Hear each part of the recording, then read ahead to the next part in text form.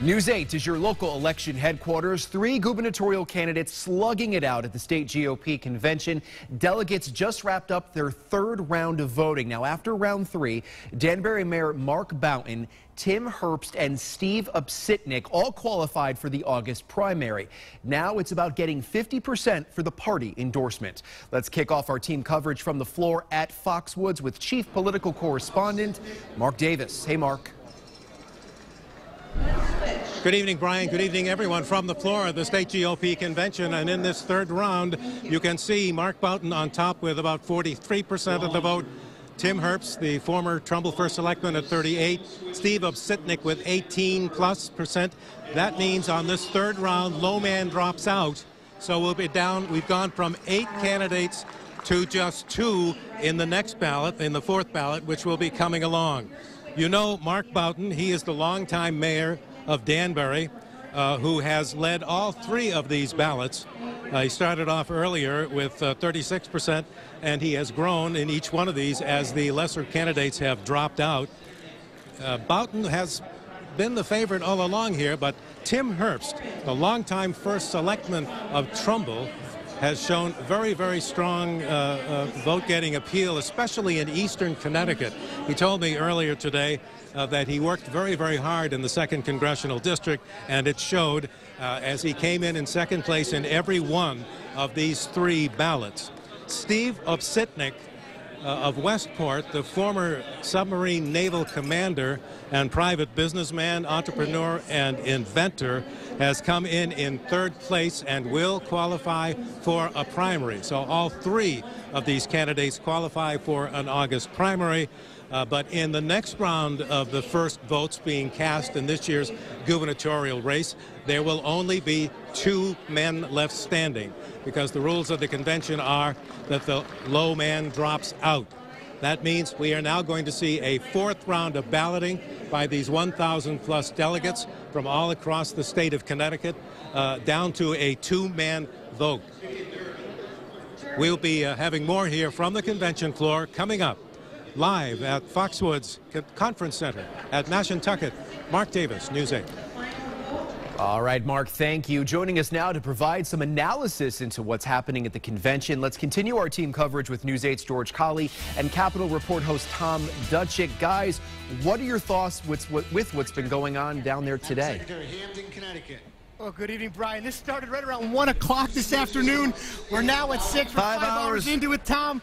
3 ballots. They're going through switches right now. And some surprises. We keep saying here among us, it's like, you know, who's gotten voted off the island? And first it was Srivanathan and Handler. And it was Handler, and then after the next ballot it was Loretti, right. David Walker. And so all these people, we went through all these debates, and they're gone. They're gone. They're in the casino playing blackjack right now. And so we're down to 3 right now, and as we take a look here, we have our guests. We have Liz Koranowitz, former state senator and governor candidate, John McKinney. You know, Steve Upsitnik right now, Herbst, and Boughton. Yeah, John McKinney had this great comment. Well, it looks like it's going to be difficult for Steve Upsitnik to get to 50%. Therefore, it's going to be either Mark Boughton or Tim Herbst. Does Steve Upsitnik have a candidate who he feels better against as the nominee, and will he try to get that person to be the nominee? He could decide who the nominee is. Well, it sort of comes down to a battle of East versus West, right? I mean, Tim Herbst has done a great job cultivating votes out of eastern Connecticut. Every time the 5th Congressional District comes around, you see Mark Boughton's numbers jump up. So, you know, it's been really an interesting back and forth for these campaigns. I'm sure they're ready to tear their hair out. What's left of it?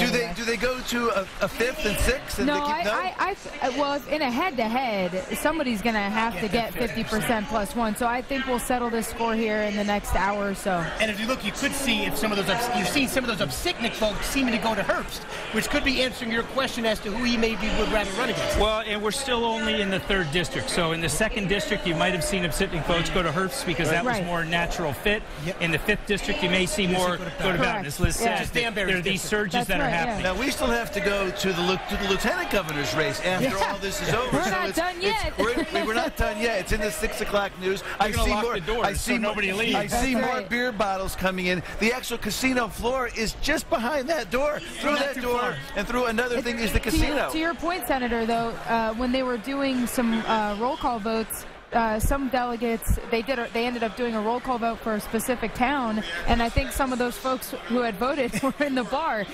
So when they came around to do the vote, some votes were not able to be counted. This gives the lieutenant governor's candidates a lot of time to work the delegates. They are all over the floor working the delegates. And those candidates, they are working hard, and then the question is going to be, we're going to have a nominee for governor. Is that person going to stand up in their acceptance speech, pick a lieutenant governor candidate? I don't know if we'll see that, but that is a big... I would highly doubt that, just mostly just because they've got to work with whoever that nominee is, and they're going to have to go fight it out. We haven't seen that happen in other conventions, really, so I don't know. But could you see somebody like Stewart, who just got into the race yesterday, hasn't done the RTC meet and greets for lieutenant governor like a Markley or Stevenson have? Could you see her, if Boughton gets on board, she did vote for Boughton, for them possibly do that? If you look at the floor, she's got a tremendous amount of support, and she's clearly got a surprised by the strength of Steve Ositnik here? Yeah, Steve's done better than I think most people thought. And, I've known Steve for a long time. I know his naval career, and I think people misunderstood or didn't really get how strong he'd be up in the 2nd District in submarine country. Yes. And Trump country, too, in that 2nd District. So he comes out of here as a victor, getting the 15%, surging higher than, say, Mark Loretti or Dave Walker that people thought he wasn't going to do. And Mark Loretti has already said they've got $100,000 cash on hand in their campaign coffers, and they're going to go pull the signature petitions on Monday. So this, as they say, it ain't over till it's over. Loretti, we got Stemmerman, you've got Stefanowski. Yes, we're going to have at least 3 in the primary, with potentially 3 or 4 more at the very least. Handler possibly trying to get a lot of our handicapping of this has always said we would end up with somewhere between 4 and 6 candidates in the primary. So, I think based on how the balloting is turning out, clearly we have 3 guaranteed, and then Liz, everyone else. Here's an important thing that you spoke about. Even if Ositnik wins 50% or Herbst wins 50%, Boughton still has the top line of the ballot. Well, no, only if he wins the nomination, or if there is we leave the convention without an endorsement. Okay, If there's no endorsed. So if Tim Herbst comes out with 50% plus 1, Tim will be in that top line, and he will be the endorsed candidate of the party. And the rest of the ticket goes off with medical, which is the problem for a Stefanowski, a Stemmerman. There'll be 6 or 7, 8 names down the ballot. Right.